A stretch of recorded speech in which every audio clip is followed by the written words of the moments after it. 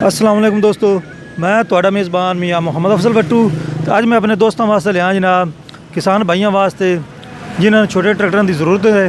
तो अज मेरे को इन्होंने जनाब फार सेल वास्ते IMT 650S टर्बो तो ये ही खड़ा जनाब मैसी 240 मॉडल 10 है।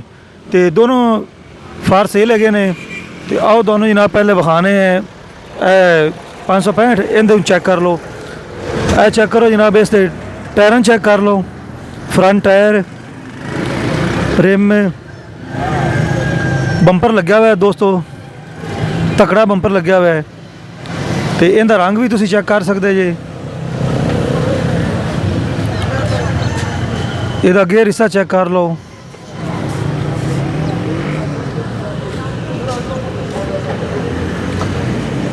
इहदा डैशबोर्ड भी चेक कर लो दोस्तों।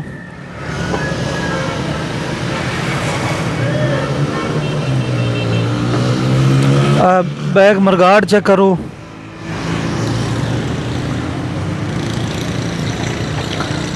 जनरल के टायर पाए हुए पिछले टायर चेक करो।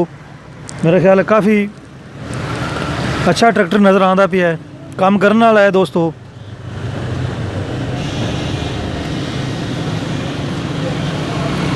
बैक साइड आओ दोनों विखाइए।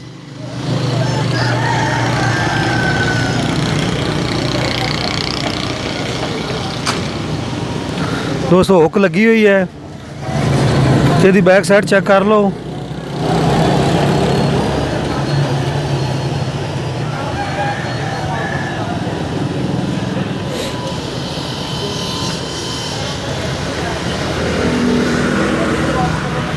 मेरा ख्याल है चाबी कौन लगी हुई दोस्तों, पिछली अटू बंद था।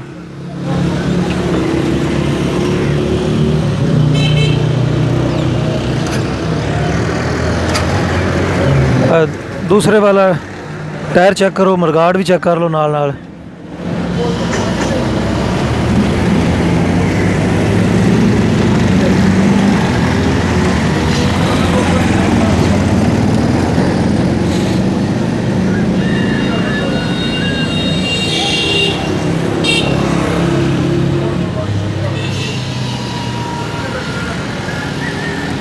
अल मदीना ट्रैक्टर शोरूम में मौजूद ने जनाब दोनों ट्रैक्टर।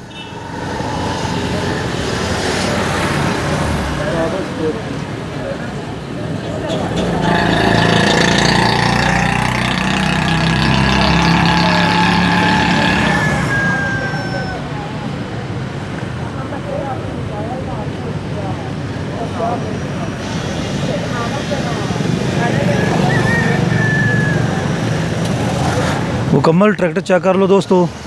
अगर पसंद आवे तो जनाब रब्ता कर सकते जे। ये ट्रैक्टर जनाब खड़ा है साढ़ा शहर हवेली लखा, अल मदीना ट्रैक्टर शोरूम है, उत्थे मौजूद है दोनों ट्रैक्टर।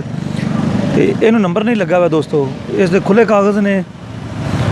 तो इसकी डिमांड है 7 लाख रुपया, 7 लाख।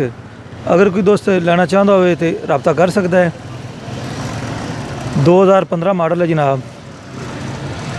आओ दोनों विखाने हैं मैसी 240 मॉडल 10 नंबर लग्या हुआ है। ये फ्रंट टायर चेक कर लो।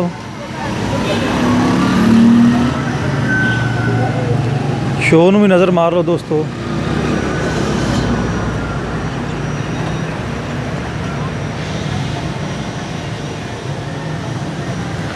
थल्ले वाला हिस्सा,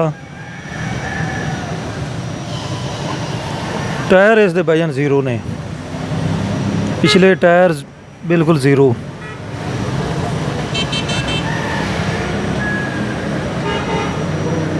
सीट लगी हुई पीछे।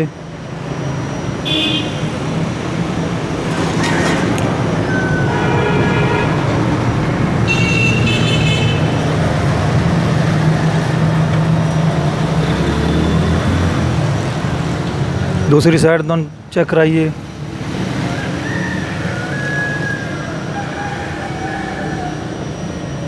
नंबर प्लेटा लगी हुई ने जनाब पंजाब दियाँ।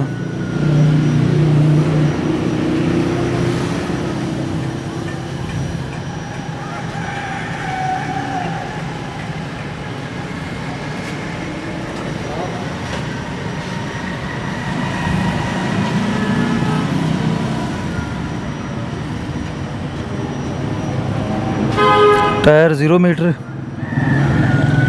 मॉडल 2010।